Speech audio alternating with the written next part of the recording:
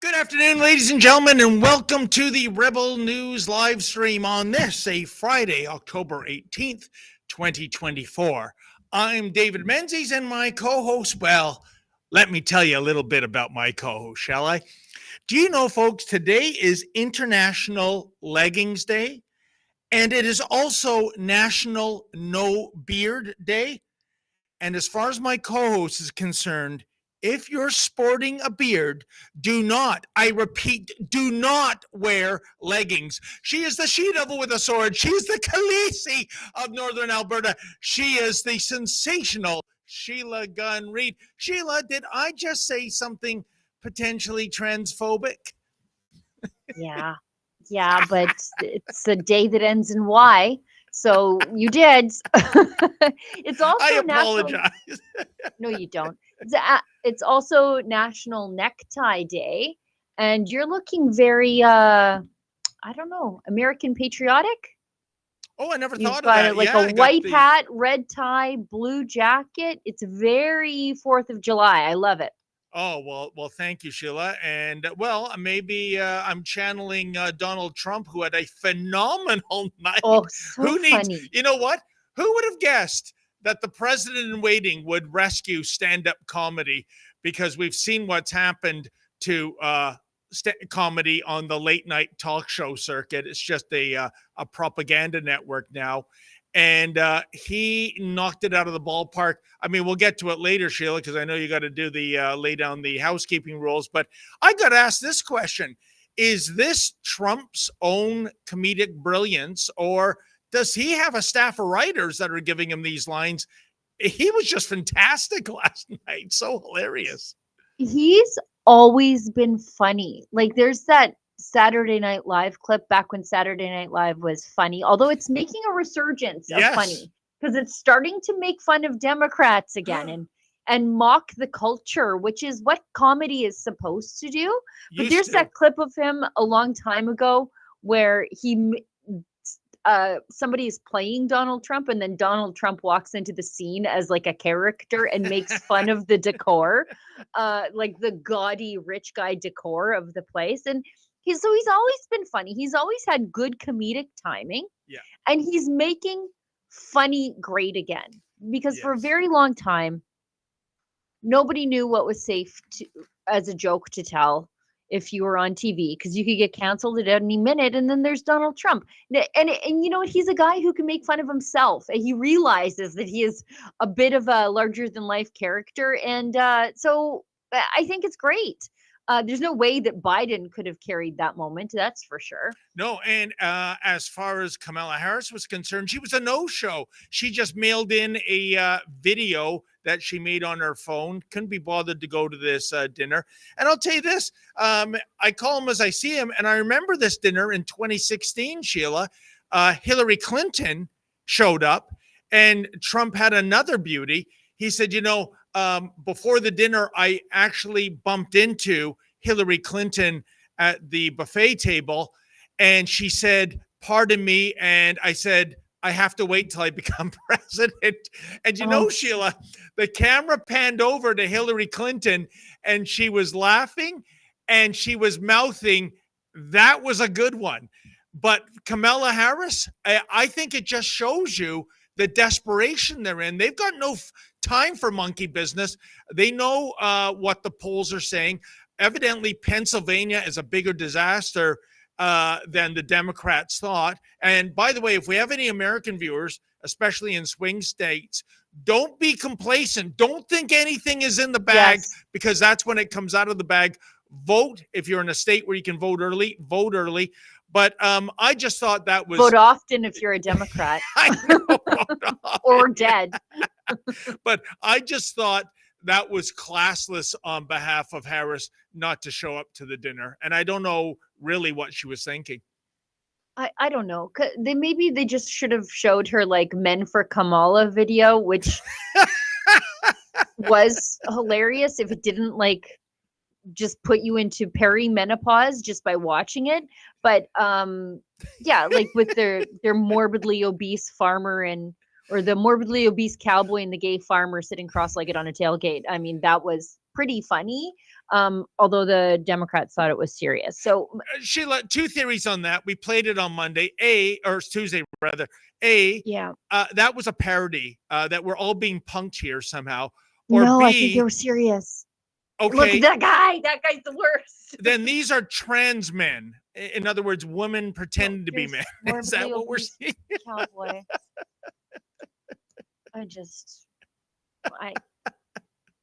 What a joke. It's like they've never met an actual man before. Gross.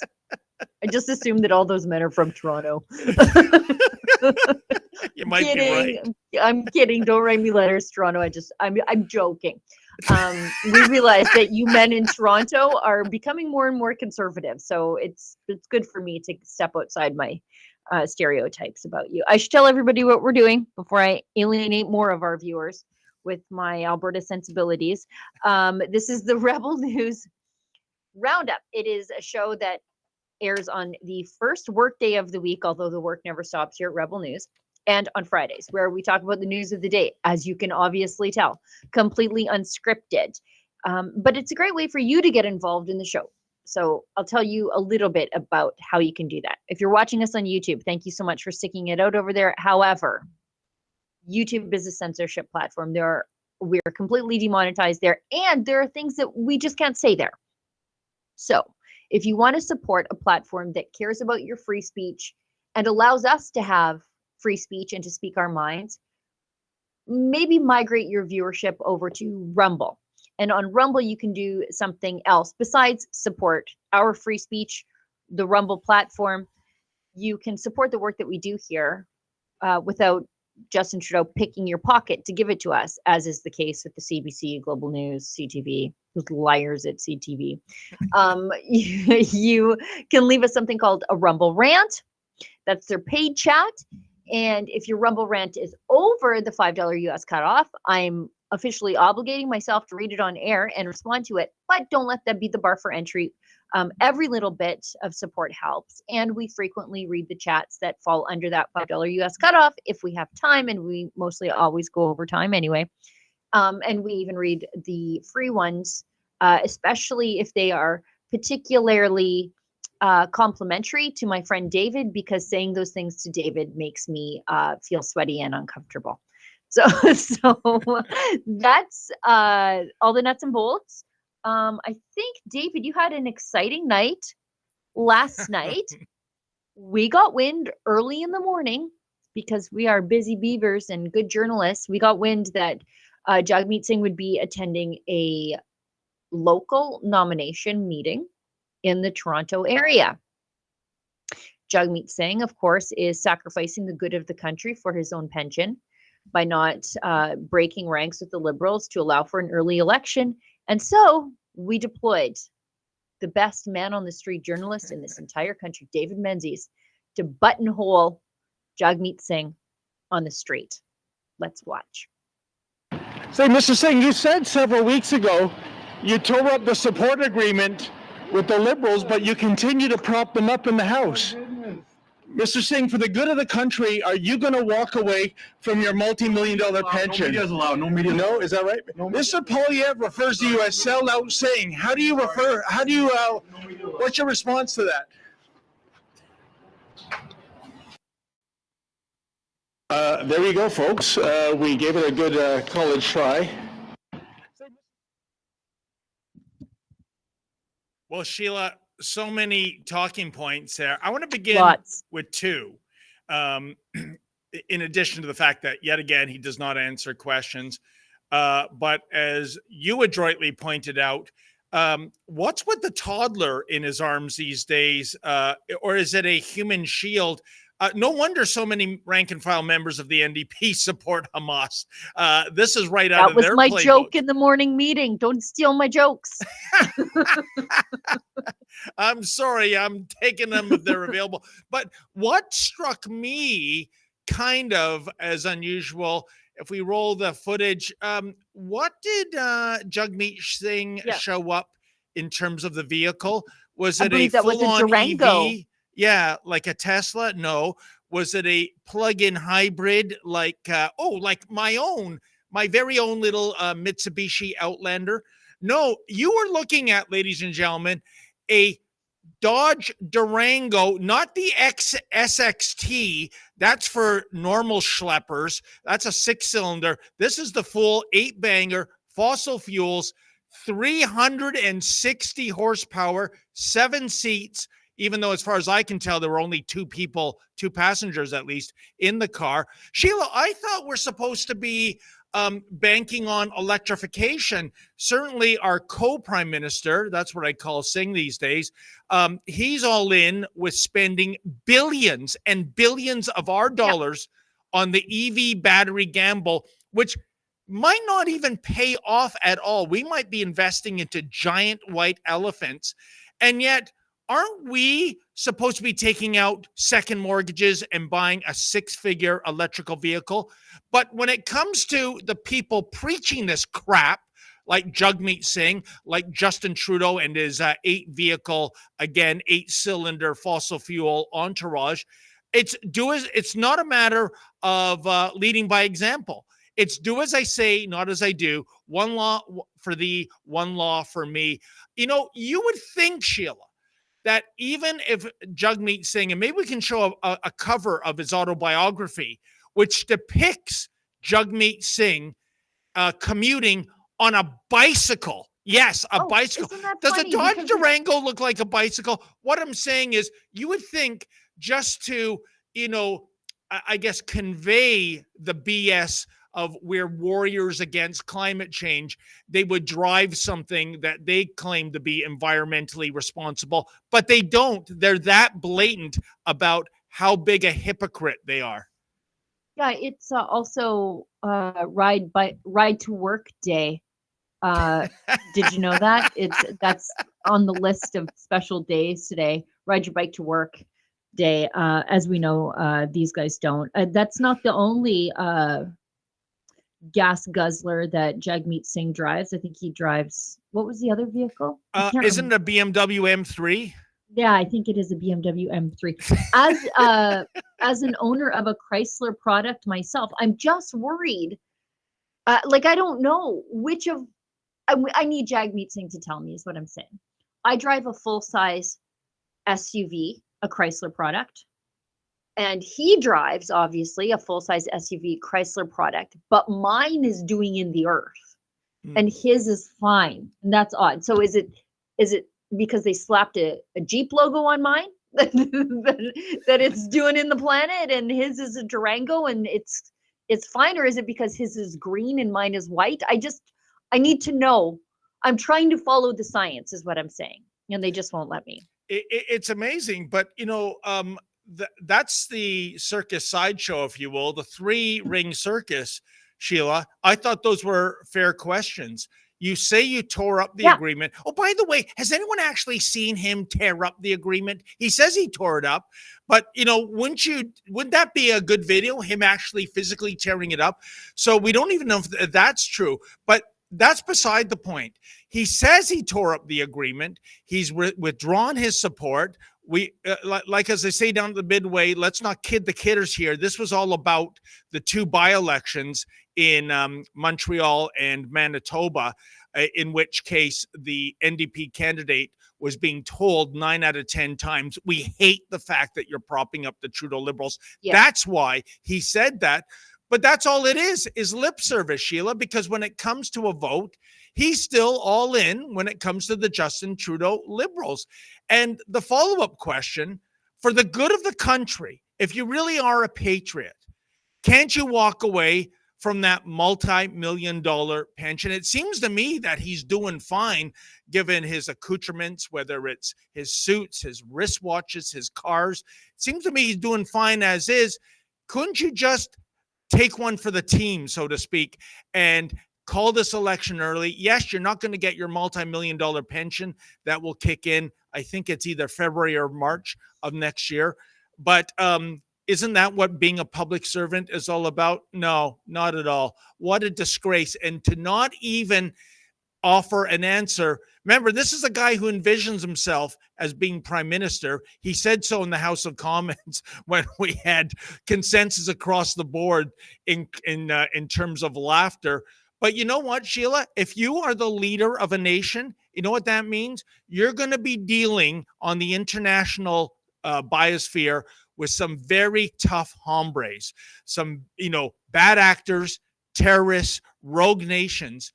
And if you are too afraid to take questions and answer them from an independent journalist, then how can you possibly deal with the real bad hombres that are out there should you ever become leader? But we don't have to worry about that. We all know that one is truly a pipe dream.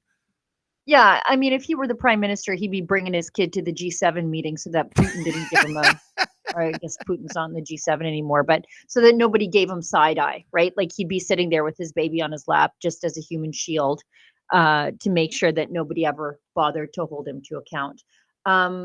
Yeah, and it is a fair question, right?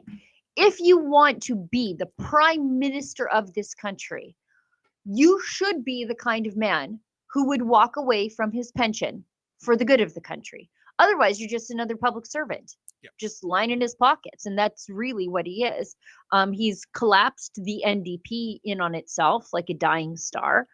Just be glad he won't ever get to do that as the leader of Canada. We've got another video from Jagmeet Singh, and then I think we're probably done with this money grubber.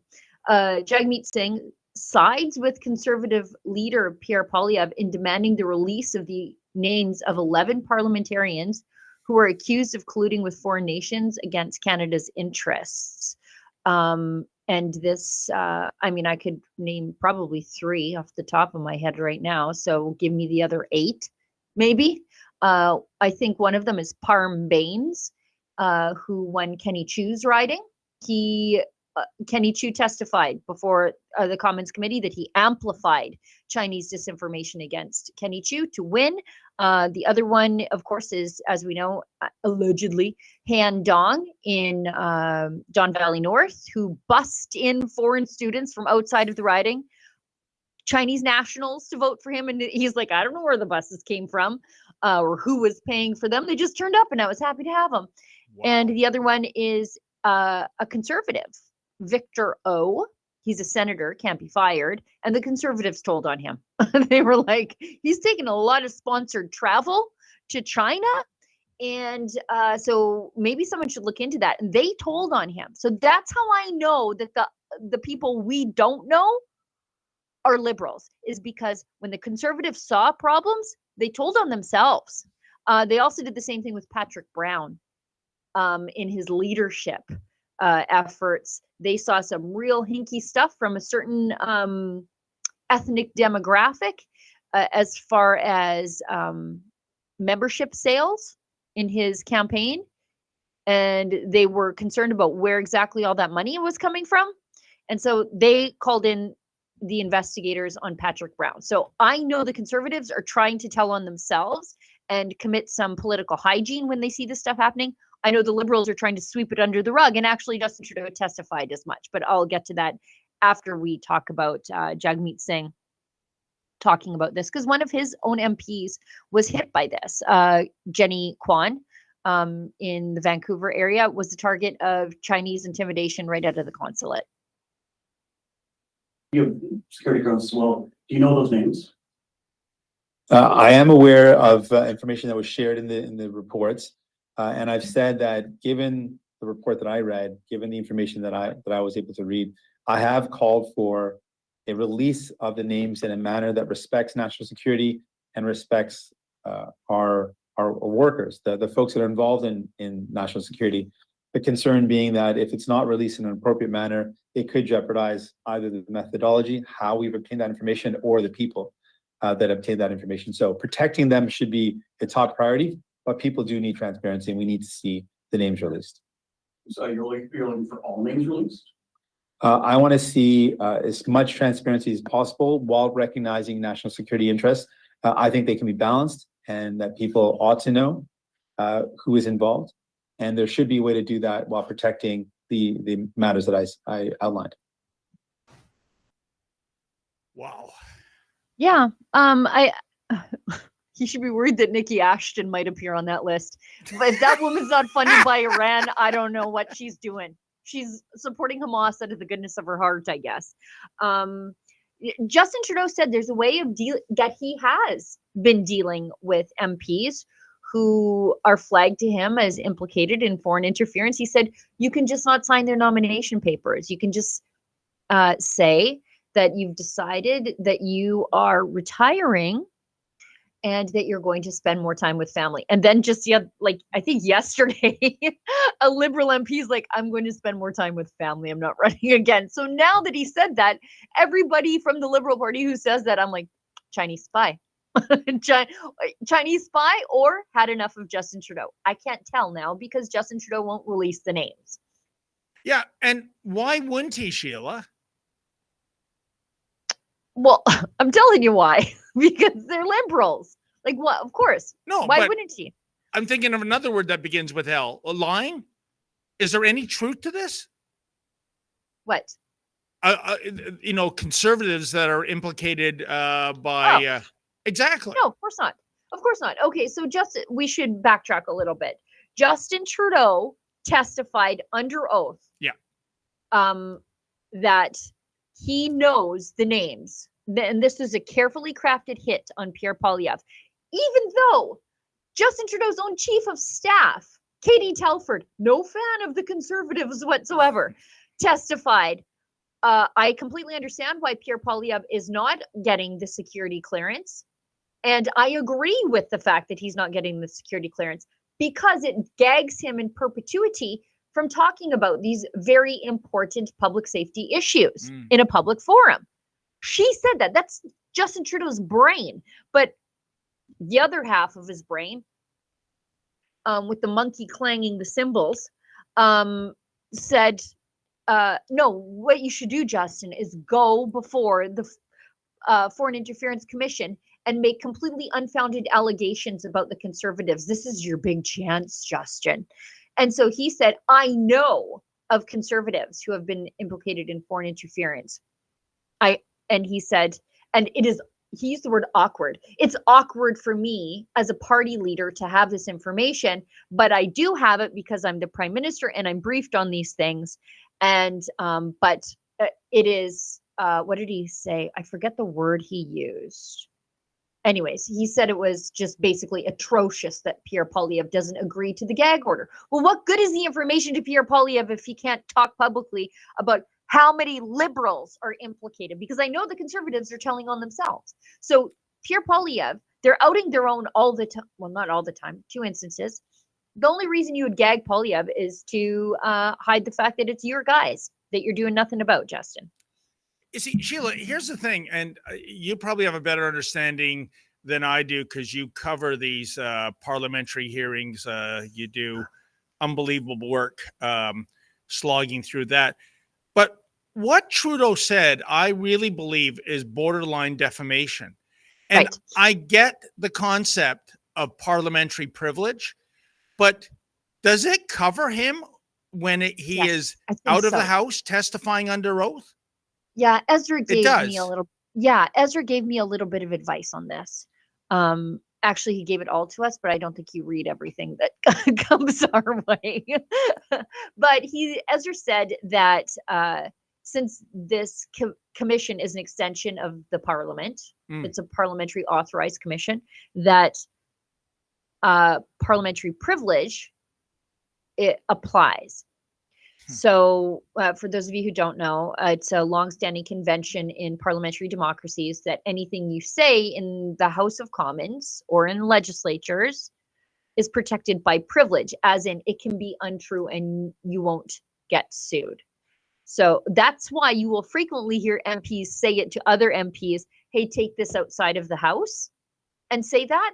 It's because if they step outside of the House and say the exact lie that they said, they're going to get sued. So that's how you know something's true or not. Now, Justin Trudeau may have perjured himself, though, which is not legally actionable by Poilievre, but it speaks to the kind of lowlife Justin Trudeau is, because he gave sworn testimony. He's sworn or affirmed at the beginning of his testimony, and that very clearly was not true. And the reason we know it's not true is because when the lawyer for the Conservative Party of Canada, Nando De Luca, who is one of my favorite people from these commissions, he makes this stuff very easy to watch. He basically pushed back on Justin Trudeau and said, there are people in the Conservative Party of Canada who do have this high-level security clearance involved in the campaign. And you've never told them this information either. So there aren't any Conservatives, basically saying, like, you could give this information to the high-level cleared Conservatives, but you're not, because there's no information to give them, you big, fat, dumb, idiot liar. Yeah. And by the way, I should clarify for our viewers, you're right, Sheila. That's the time-honored tradition when you want to have something that another MP is saying actionable. Can you please come outside the House? Except for a few weeks ago when I think Jagmeet Singh wanted Pierre Poilievre to step outside for the traditional meaning of let's step outside. You know, step outside, take off your jacket and put up your... Such a fun video too, because you can read Larry Brock's lips in the video, and it's like all the Conservatives are lined up taunting him, and Larry Brock is like, come on, a-hole, come on. Like, I love that video because Jagmeet Singh thought he was going to play tough guy, and then there's like a lineup of Conservative men just laughing and making fun of him. Even Andrew Scheer was getting in on it. Like, him and his dimples were making fun of Jagmeet Singh. It was, but in fairness, you got to be careful what you ask for. I understand it isn't Jagmeet Singh a martial artist? Yeah, so was who is that senator who was a martial artist, and he boxed Justin Trudeau to much disappointment. Oh shoot. Oh, I know who you're talking about. Sun News covered the boxing match. His name is like on the tip of my tongue. How soon I even have the t-shirt at home, the promotional t-shirt for that. It was the Indigenous fellow. When you look at him physically, Sheila, I thought it was going to be a 10-second knockout. And what happened? Oh, we got some footage of it here. And you know what? I think if Justin Trudeau is the monster, well, Sun News was Dr. Frankenstein. Patrick Brazeau. Patrick Brazeau, thank you. Because this video you're watching, folks, more than 10 years old, this was the thing that put Trudeau on the map. I truly believe that. I think I'm really having buyer's remorse for being part of this, because we should never have gone this route. But when you look at those guns on Patrick Brazeau, that's Trudeau there. If you look at his arms, I thought it was going to be no contest. Nobody told me that Mr. Brazeau is a 2-pack-a-day cigarette smoker. So he had to go for the early knockout, because right about now, Sheila, he's running out of gas. Actually, he didn't run out of gas. The entire gas tank fell off the truck. And by the end of the match, he's barely hanging on. Oh, what a disappointment that was. Right there. He's already tired. Like, it's just, what are we, 40 seconds in? Oh, anyway. Boy. let's just take a look at this quick statement that Pierre Poilievre issued about releasing the names of those implicated. I'm just going to bring it up on my side. So yeah, after Justin Trudeau sits cross-legged, knees crossed, in the commission that he knows, and it's so awkward for him. And Pierre Poilievre immediately issued a statement, and then his lawyer had that series of questions that just unraveled Justin Trudeau's lies. My message to Justin Trudeau is release the names of all MPs that have collaborated with foreign interference, but he won't, because Justin Trudeau is doing what he always does. He is lying. He's lying to distract from a Liberal caucus revolt against his leadership and revelations that he knowingly allowed Beijing to interfere and help him win 2 elections. 3 memos sat on Justin Trudeau's desk, one of them for 5 years.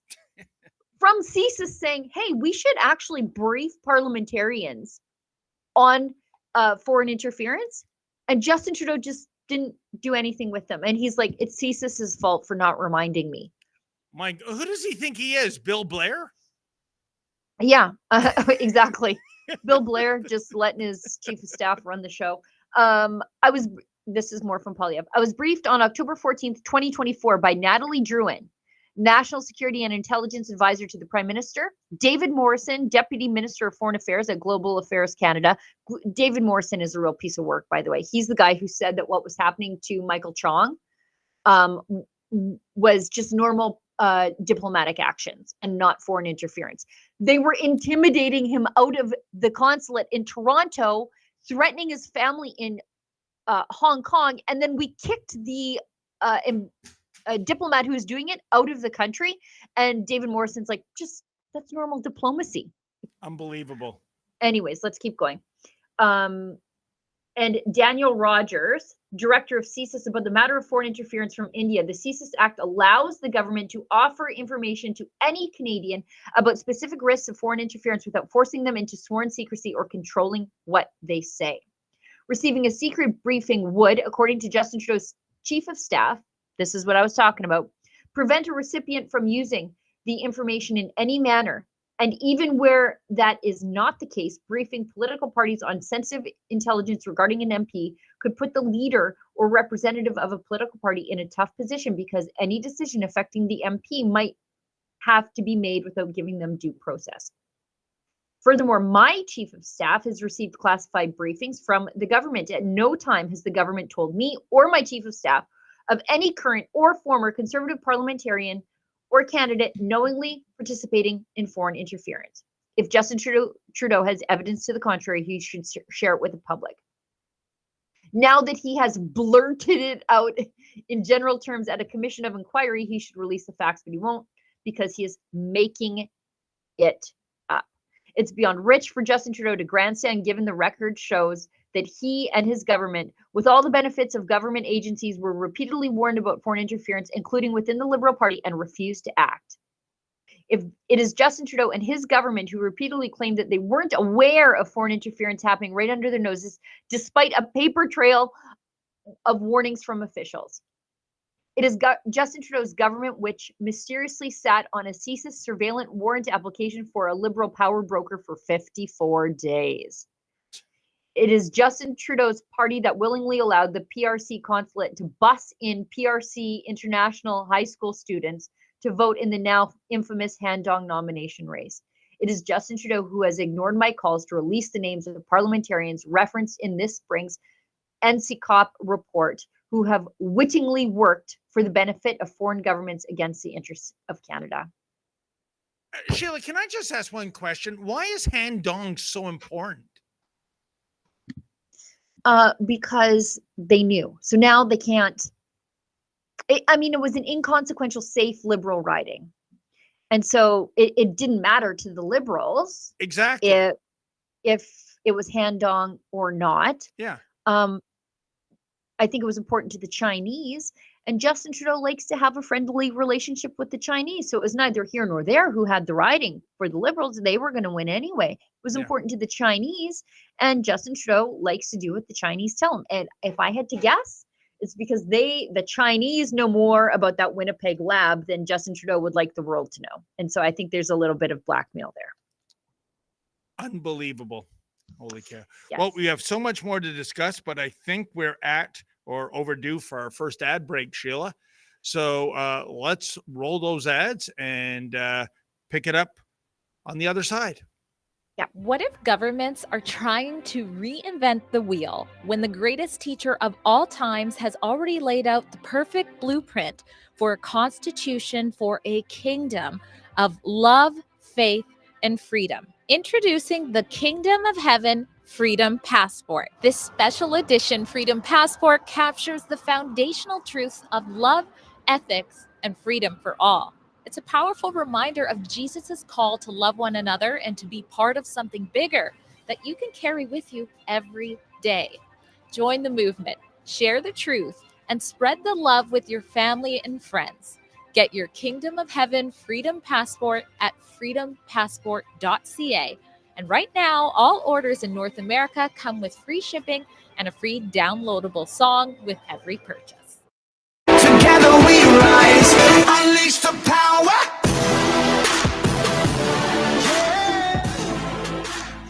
Unleash the power.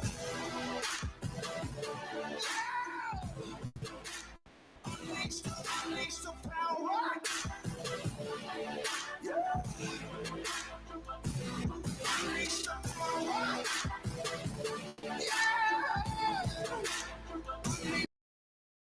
Why should you join Canada's National Firearms Association? We currently have one of the most aggressively anti-firearm governments in our nation's history, promoting fear and placing blame like never before. Our rights, freedoms, culture, and heritage, it's all on the line. But we are fighting back, and there is strength in numbers. We work within the law to change the law, to defend competitors, hunters, collectors, and other law-abiding firearms owners. We can get through this. We've done it before, and we'll do it again, if you are with us. Canada's National Firearms Association. Freedom, safety, responsibility. All right. Just before we finish on this topic, because we want to get to Trump being funny, because he was just so funny, and it's Friday, and Exactly. so we shouldn't take ourselves so seriously. It's been a very busy, tough week in the news, but let's have some fun with the future president of the United States, hopefully. But before we do, Trudeau wasn't dumb. Sorry, he is. Trudeau wasn't done embarrassing Canada on an international scale at the Foreign Interference Commission. So first of all, he thought he would take a sideways swipe at world-renowned author and psychologist, podcaster, Jordan Peterson, by saying that Jordan Peterson and Tucker Carlson are funded by Russia to sow discontent. So let's watch that, and I'll give you my theory of why Trudeau, I think, firmly believes this. Wow. Oui, on a vu que des messages de anti-vax pendant le convoi et pendant la pandémie qui ont été amplifiés par la propagande russe, particulièrement dans les médias de droite, continué par des messages dans les mêmes sous les mêmes gens qui partageaient des messages anti-vax, maintenant, pas pour dire qu'il n'y avait pas des gens légitimement et authentiquement anti-vax au Canada, mais ça a été amplifié énormément par la propagande russe. Et une fois que l'Ukraine a été envahie, on a vu beaucoup de ces canaux se transformer en propagande pro-Poutine. On voit, et comme je viens de mentionner, on vient de voir récemment que RT est en train de financer des blogueurs et personnalités YouTube de droite en Amérique du Nord, y compris avec des noms très, très connus comme Jordan Peterson ou Tucker Carlson, pour amplifier des messages qui déstabilisesent les démocraties. What an idiot. Oh. I actually had the English translation. I think Alexa Lavoie cut that, so we just had the French version, but actually the English translation on my page. And somehow it makes him seem dumber when the translators are reading it into English. But just Justin Trudeau, just once again, making things up just out of the ether, because he firmly believes that no one can dislike him organically. That's what I think. That's why, well, we've got the Convoy clip too, but I firmly believe that he believes that he is beloved everywhere he goes. And so if you don't like him, you can't come by your dislike of him honestly. Someone must be paying you to do it. And that's why he thinks his big critics, Tucker Carlson, Jordan Peterson, Russia's got to be doing it, because why wouldn't they love me? Why? Well, two things, Sheila. To see Justin Trudeau talk about destabilizing democracy, This piece of work. when he's such a fanboy of China, that's incredible. He's been on the record as saying he admires the basic dictatorship of China in terms of getting things done. What could be more undemocratic than that? But when it comes to his psychosis, here's where I wish I had an unlimited reservoir of FU Lotto 649 jackpot money. I would pay 7 figures if Trudeau was up to it, to lay down on a couch and have Jordan Peterson analyze him for a couple of hours, try to figure out what makes him tick. I mean, is he a sociopath? Is he a psychopath? Does he suffer from projection? I'm not a psychiatrist. I'm not a psychologist. I'd sure love somebody of the intelligence of Jordan Peterson to try to figure out what makes this kook tick. Yeah, I think he's just a general run-of-the-mill narcissist. There's nothing quite special about him.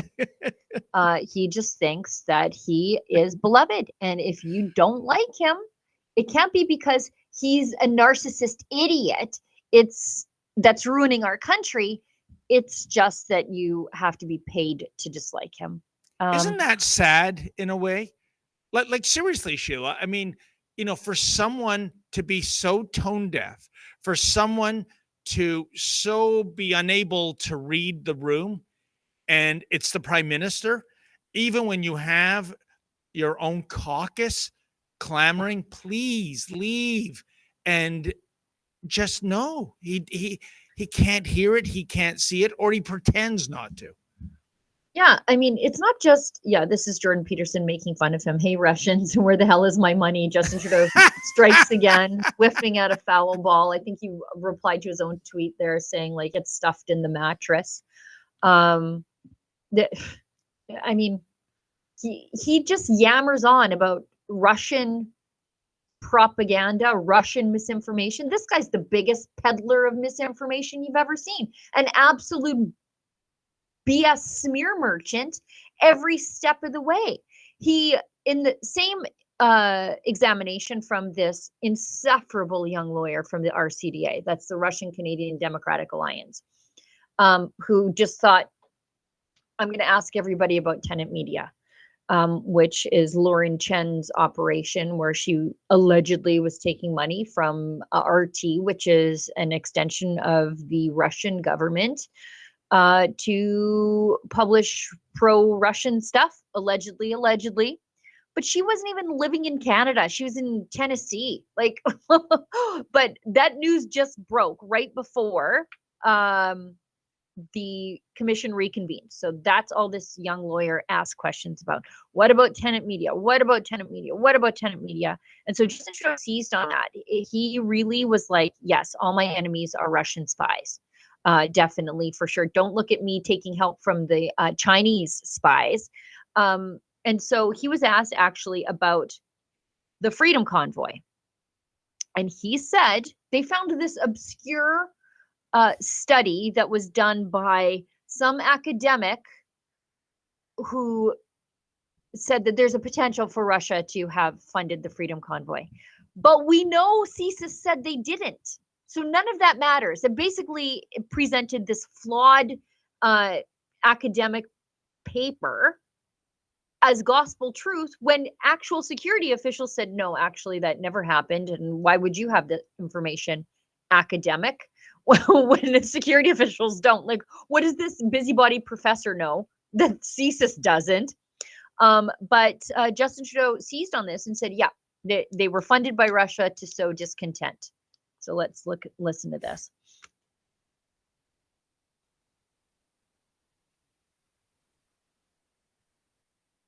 Right. I think that's thinking there, but even if we never get back to that, I know, well, I mean, I just explained it to you, I guess, but it was, yeah, it was just. Here we are, on the Canadian population. You talked about the hostile activities by foreign states have increased over the past few years, especially since the Russian invasion of Ukraine. I'd like to come back to the events at the beginning of that invasion. The invocation of the Emergency Measures Act was on February 14th. The Freedom Convoy began on February 23rd, and Russia crossed the Ukrainian border on the 24th of February, the day after that. Did I remember that correctly? Answer, yes. I don't have the dates in front of me. It seems possibly, yes, the 24th I know, but for the other dates, I believe you on your word. Thank you, I appreciate it. I'd like us to look at RCD 60. So it's an article published in the Journal of Intelligence, Conflict and Warfare, published February 16th, 2023 by a researcher, Caroline Hoare, who specializes in disinformation. This research looked at the role of Russia in the Freedom Convoy, and especially an analysis of media activity related to the Freedom Convoy in 2022. It's a 22-page analysis, but I'd like to draw your attention to the conclusion of the study that we can see here, the final sentence. Thank you. Based on these findings, it is reasonable to infer that there was Russian involvement in the 2022 truck convoy, though the scope and impact remains to be determined. Est-ce que vous croyez qu'elle a réussi à amplifier le convoi de la liberté? Do you believe that Russia used the Freedom Convoy in 2022 to distract Canada and the world from its invasion of Ukraine? Answer, I certainly agree that Russia amplified the chaos and the disputes and conflict in Canada surrounding the convoy. They're very opportunistic in that sense, that they will amplify any disagreement or differences of opinion, especially in our democratic process and our democracy. But having seen these RT activities, including in the most recent information that we received about the Tenet Group, I would say that it would be hard to draw direct conclusions as to the Russian invasion of Ukraine and its activities in Canada, because the Russian activities, the propaganda and misinformation activities on the part of Russia have been fairly constant in our social media. I think that's good. I just noticed something in this that I didn't notice the first time around, because I was so annoyed that Justin Trudeau was parroting misinformation that had long since been debunked by his own security officials. Did you pay attention to the timeline there? I was writing it down rapidly as I went. Do you know when Russia invaded Ukraine? It was right after the Winter Olympics, if memory serves. February 24th, 2022. Do you know when the Freedom Convoy started? January 22nd. Trudeau invoked the emergency. 2022. Yeah. Trudeau invoked the Emergencies Act February 14th. So can somebody tell me what sort of Back to the Future time traveler they have in Russia, where you are funding the Freedom Convoy to distract from the invasion of Ukraine that hasn't happened yet. You know, that's a great catch, Sheila. But I would also say this, when he talks about Russia amplifying the trucker convoy message, I defer to the late, great Wendy's spokeswoman, Clara Peller. Where's the beef? Like, where is the proof? You can't just say stuff, right? Where is the evidence that Russia was complicit with the trucker convoy? It's absolute nonsense. You and I have gotten to know Tamara Leach very well. We know this was a true grassroots movement that was sick and tired of this government. Does it strike you as even remotely realistic that Russian oligarchs were the puppet masters pulling the strings of the trucker convoy? CSIS testified repeatedly that Russia has no interest in us because we're so insignificant under Justin Trudeau's rule.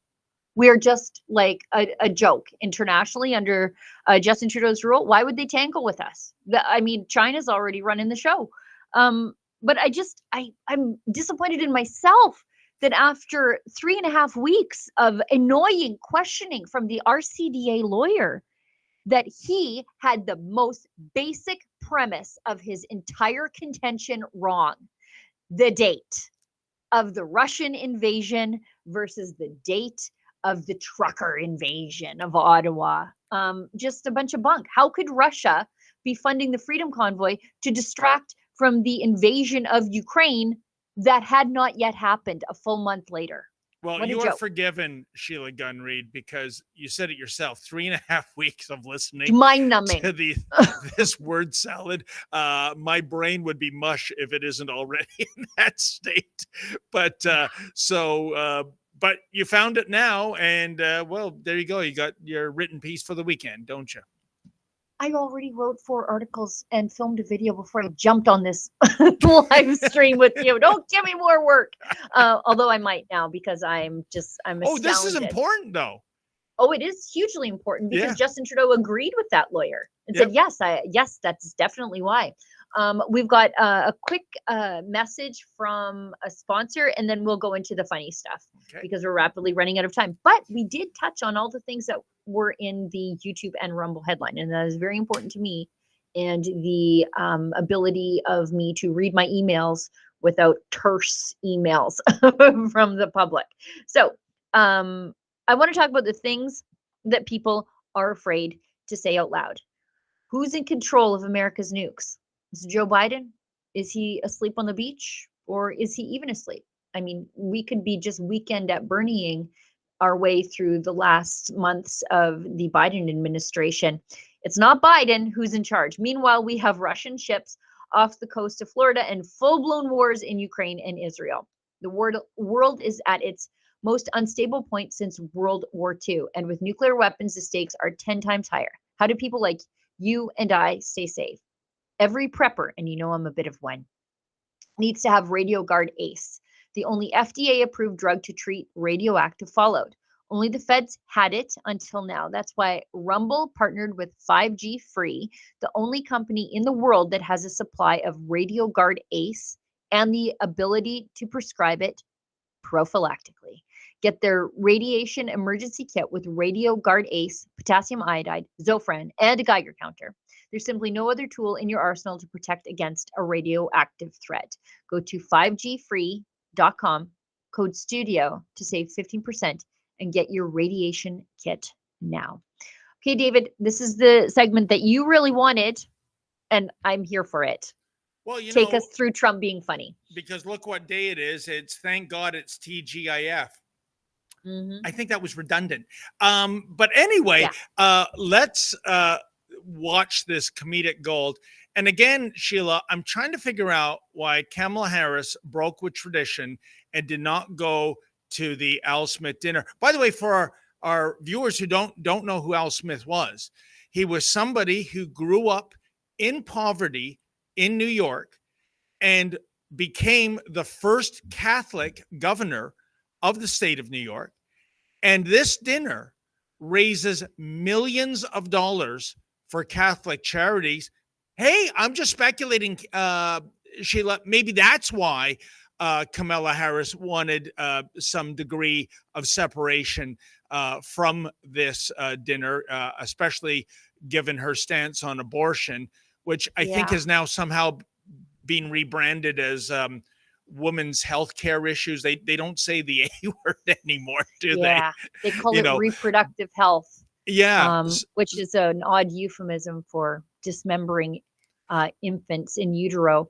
Yeah, we wouldn't want the Catholics to remain the single largest healthcare provider in the world. Yeah. No, they do amazing work with the money they raise from this dinner. But anyway, she has her reasons, or her puppet masters have her reasons. But anyways, folks, enough with the chatter. Let's roll a highlight reel of Donald Trump hitting it out of the ballpark. Coming in very, very strong a certain way. I won't tell you what way that is, but Chuck Schumer is here looking very glum. Doesn't he look glum? He looks glum. But look on the bright side, Chuck, considering how woke your party has become. If Kamala loses, you still have a chance to become the first woman president.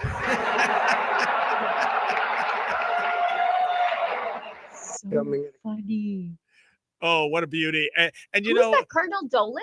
Is that Cardinal Dolan beside him? I didn't see. You should know. I don't have my glasses on, but I think that's Cardinal Dolan. Yes, I believe it is. Okay, then. And you know what's funny, Sheila? You know that Schumer wanted to laugh. He was holding his laugh in. He's got to, keep up appearances by nodding his head negatively. But, isn't that the truth? Whether you're a man or a woman, it has nothing to do with biology. It has to do with a state of mind, even a mentally ill state of mind. This is what the woke Democrats have brought upon us. So Trump is really just telling the truth, right, when you think about it.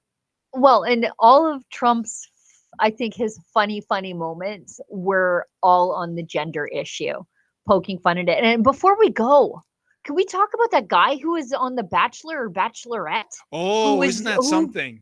Faked it? And Alex Stein from The Blaze, he called it months ago. He was like, he's faking. I know it. It's a thing. And it is. But maybe we'll talk about that after if we have time. Let's go to the next Trump clip. On White Dudes for Harris. So this is the video that has really been irritating me, or at least one of them. Let's watch this Trump clip. There's a group called White Dudes for Harris. Have you seen this? White Dudes for Harris. Anybody know? Are some of you here? White Dudes for Harris doesn't sound like it. But I'm not worried about them at all because their wives and their wives' lovers are all voting for me. Every one of those people is voting for me. There's a group. Have you seen some of those White Dudes for Harris, by the way? Oh, God. It's so gross. Like, it's just so gross. Yeah. It's Ponytail comes to mind, Oh, man bun. It's so unappealing. You just know that they just are wearing Sheila, Birkenstocks how did all that day become a thing? And why is it so many on the left sport that? I mean, I told my sons, don't you ever dare put your beautiful hair into that formation. Oh, it's so yucky. And I know that your sons are into wrestling, but don't let them get too far down that rabbit hole where they grow their hair long and then put it in buns. Don't let them do that. I just okay, next one. I'm just the whole like White Dudes for Harris, and that again, that video of the guy sitting on the tailgate and the obese cowboy, it's the stuff of nightmares for someone like me. It's so close to Halloween. I think Olivia's found another next doozy, one. Yeah, this is on Governor Walz, and I this love is a good this one. because it is, as they call him, Tampon Tim. So let's listen. But unfortunately, Governor Walz isn't here himself, but don't worry, he'll say that he was. He's going to say he was. I used to think the Democrats were crazy for saying that men have periods. But then I met Tim Walz. But unfortunately, Governor. You know, that was an unfortunate camera angle, Sheila, for the simple fact that Schumer's face was obstructed. Because as much as I was interested in hearing what Trump had to say, I wanted to see his face and his body language in terms of that heaping helping of woke parody. Oh, it's so funny. And it seems like Cardinal Dolan's having a good laugh at it, which is good. I'm probably saying, I told you so, you non-believers. I just watched a video with Bishop Barron, and he talked about the switch of like being in seminary, and Roe v. Wade flipped all the Catholics in those like the Eastern Seaboard places, including the priests, flipped them all from Democrat to Republican. Well, I think that's obvious if you look at it. Anyways, we've got, you asked who wrote the jokes, right? Are these Trump jokes? Whose jokes are these? Peter Ducey asked Trump this. Oh. I think it was this morning. So let's hear his answer. Probably a funny answer, I bet. Your material was real funny. Who wrote it? Who helped you with it? Well, I've had a lot of people helping. A couple of people from Fox, actually. I shouldn't say that, but they wrote some jokes. And for the most part, I didn't like any of them. Should we see some highlights? I think you did great. Go ahead. Watch. Your material was real funny. Who wrote it? Well, I don't understand why he didn't like any of them, because they were out of the ballpark homers, Sheila. Yeah, and I think the Fox brass are kind of woker than the Fox personalities want to admit. I wonder if Gutfeld helped with some of those. Maybe they had a very Gutfeld vibe to them, that sort of dry delivery. Anyway. And it's so true. I mean, such is the state of comedy clubs right now. And you can ask our friend Ben Bankus about this. Unless you can get an appearance on Gutfeld, you really cannot take off the governor when you go to comedy clubs or college campuses. Even there, the woke virus has taken lease. Sheila, you would think that would be the last island, right, of political incorrectness, the comedy club and the roast. But even today, no, you can't get away with wrong thought. It's just, the comedy clubs and the people running them have forgotten why there are comedy clubs. Yeah, you know what? I'm working on something right now in the background. There's always 10 stories that you have sort of on the shelf, percolating. And my friend Uncle Hack from the Danger Cats, if you're from Alberta, you know exactly who he is. Just the amount of cancel culture coming for those guys for being funny and risky by people who have never gone to their shows, would not buy merchandise from them, are just complete non-supporters and absolute boring people, hassling their venues. It's out of control. And there has to be a change. There just has to be a change. Someone should warn these people that inducement to breach contract is a civil matter. I'm not a lawyer, but I am familiar with this one. And when you prompt a venue owner to breach a lawfully signed contract with another entity, you get in the middle of somebody's contract with somebody else, you put yourself at legal jeopardy. Just a reminder for the cancel culture mobs out there. Yeah, well, let's see somebody put some bite into that. But Sheila, I'm of the opinion we did. No, that's true. Yeah, I forgot about that. Yeah, we did. But that's in the rebel DNA, of course. But I'm of the opinion, Sheila, that if we look at some of the greatest shock comedians to come up during the 1980s, for example, Sam Kinison, Andrew Dice Clay, I don't think they could get their start today. I really don't. David, Jerry Seinfeld couldn't get a start today. Yeah. That's how boring it is out there.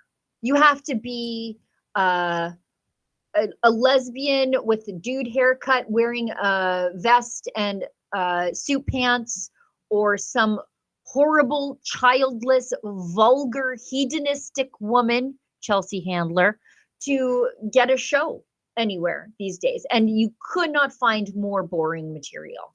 And you know what's ironic, Sheila? The two descriptors you just gave, to me, those are punchlines for jokes, not the comedians on stage. Yeah, those are my punchlines. Those are my punchlines. Can we dig up that guy from The Bachelor, please? I'm so fascinated by this story. Yes. Because he basically admits to say, I purposefully did the bare minimum. And he was, Josh Cedar says he pretended to be transgender as an experiment. And he literally said, I'm not getting the gender assignment surgery. I'm just putting on makeup, and I put on some Lee press-on nails and a dress, and now I'm transgender, and you better love me for it. And they did. They literally did. Like, I read article because I was so fascinated by him. I was like, how do you go from being macho dude, bachelor, very toxic masculinity, and very hetero, to being transgender? And he basically said he modeled his character after Dylan Mulvaney. And people embraced it, and he was like, I'm making fun of you. I'm poking a hole in all of this. Do we have a clip? Because it's just, the story is wild, and hats off to him to have this kind of commitment to expose this nonsense. It's crazy.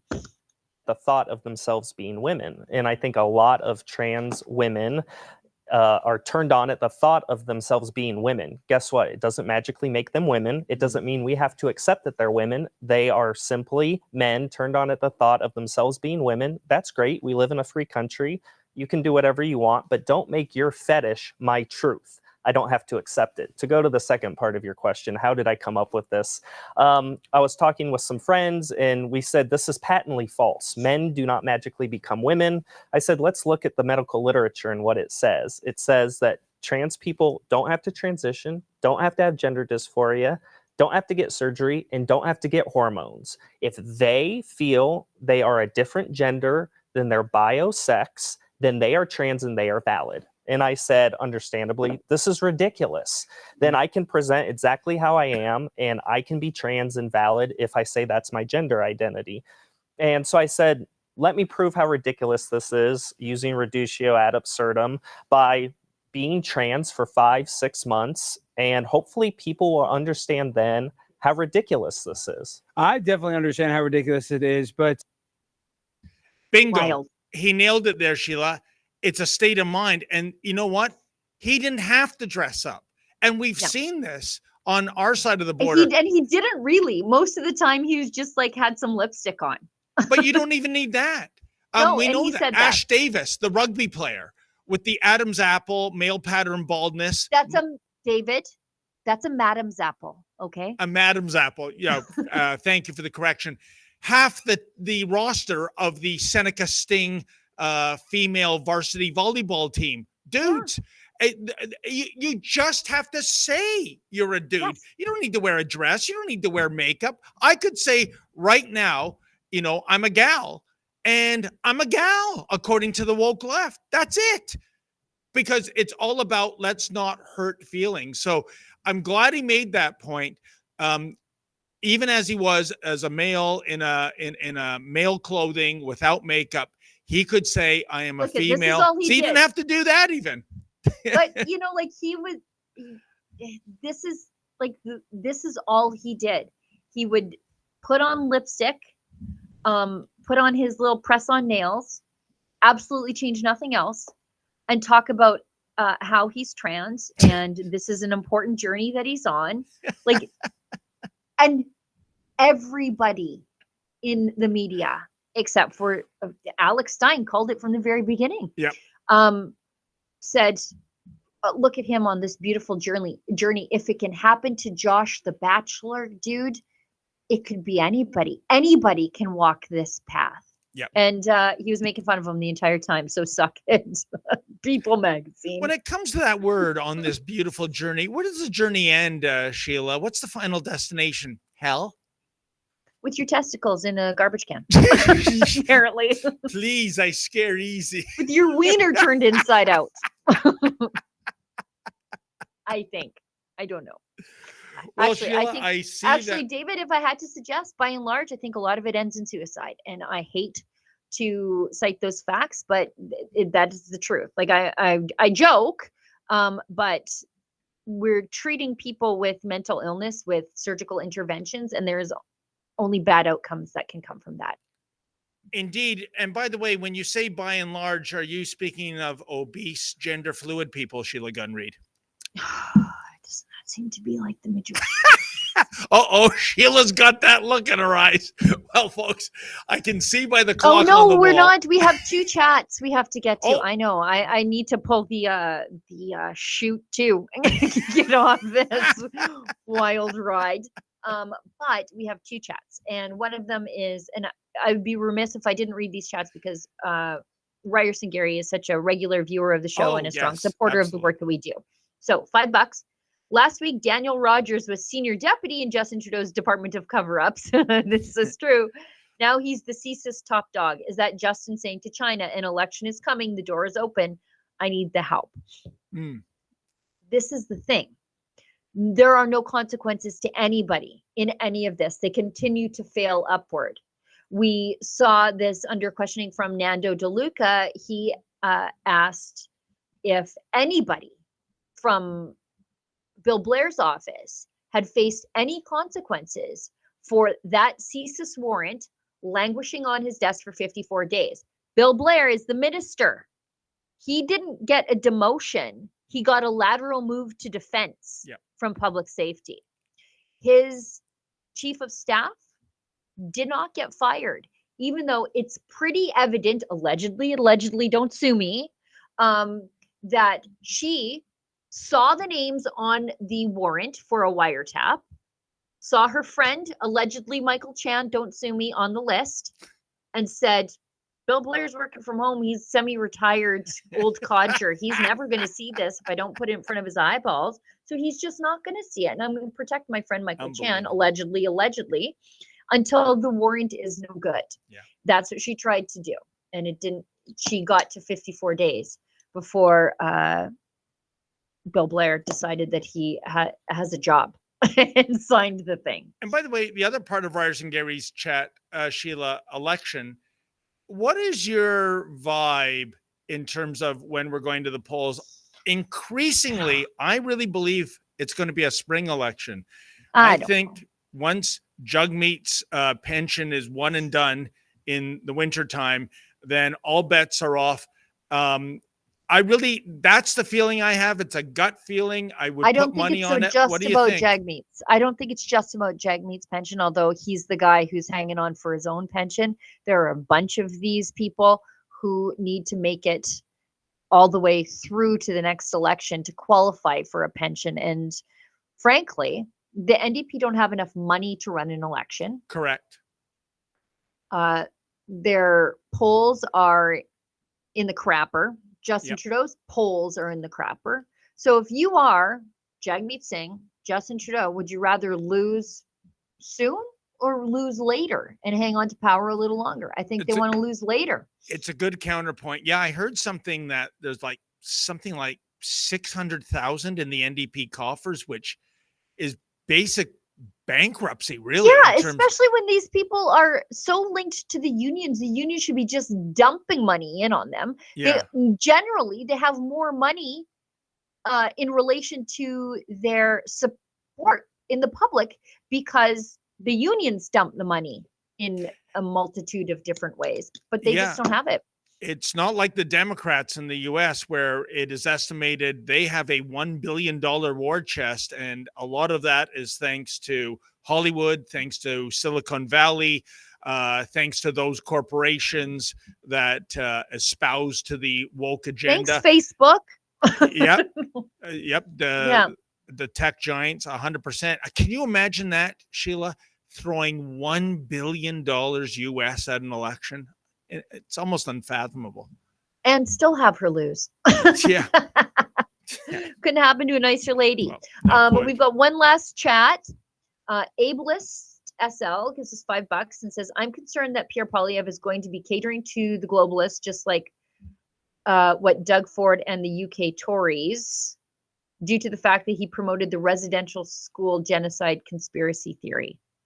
I didn't see him promoting the conspiracy theory. I think that he took, probably the balanced political approach to saying that bad things happened at residential schools, and we shouldn't forget that.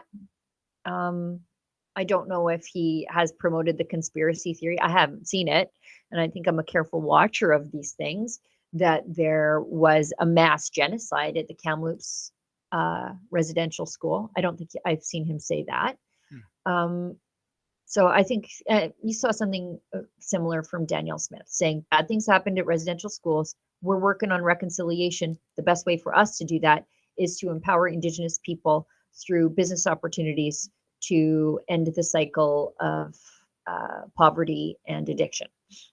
Indeed, looking forward. And I mean, my only comment, Sheila, is given after almost a decade of the Justin Trudeau Liberals in power, really, could anyone do any worse? I mean, seriously, anyone? Yeah. I mean, maybe Kamala Harris, but I think Justin Trudeau is the Kamala Harris of Canada. Yeah. Like the nonsense, talking in circles and saying absolutely nothing at all, being an absolute idiot, lightweight. There was one video that I clipped, and Justin Trudeau, trying to get his brain in gear, sounded like a diesel engine that had not been plugged in the winter time. And it was like, he was just stuttering and stuttering and stuttering and stuttering. And then finally he said, "Let me speak clearly." And I'm like, yeah, that would be great. Thank you. Yes, please, at any point. That would be wonderful. It was just the most bizarre thing. Sheila, why is it in the political sphere when someone says, "Let me speak clearly," they then engage into word salad that is like incomprehensible? Yeah, like when they say, "Let me be entirely honest." And it's like, oh, okay, well, you were lying until now? Okay, makes sense. Unbelievable. Okay, I think we're done. Well, Sheila, thank you so much. Thank you, folks, for tuning in. And thank you to those who contributed some do-re-mi. It's how we keep the lights on here. I wish you all a marvelous weekend. Don't know about the rest of Canada, but in the GTA, it is like summer. If this is a result of global warming, bring it on. In the meantime, Sheila and I will be back here on Monday at 1 o'clock Eastern Standard Time. In the meantime, as always, stay safe and stay sane. We saw 4 cabinet ministers announce they will not be seeking re-election. What does this convey to Canadians as the party continues to face some lagging polls? Okay, I do want to start by saying something I should have said at the outset that Tracy reminded me needed to be said, and that is really to put the spotlight on the people who work in our amazing schools and do the amazing work to teach and feed our kids. Okay, very serious and important question. Every single one of my colleagues who's made the very difficult and serious decision not to run again is a person I really respect and is a person I have worked with very closely. So it's a personal loss for me. These are really hardworking, dedicated, elected people who have given so much to work hard to serve their constituents and serve their Canadians. So, you know, Philomena, Carla, Marie-Claude, Dan, I just want to say, I'm sad. I'm going to miss you. Thank you so much for all your hard work and dedication. It's a really personal choice to put your hand up to work hard to serve Canadians. And I respect the decision of every single person who chooses to do that. And I respect the decision of every single person who makes the decision to retire and step back from public life. But each of those ministers has my very deep gratitude. One of them is here and talked to us about how meaningful it is for him to be here at this school. He went to grade 1 and maybe the school where he learned how to read.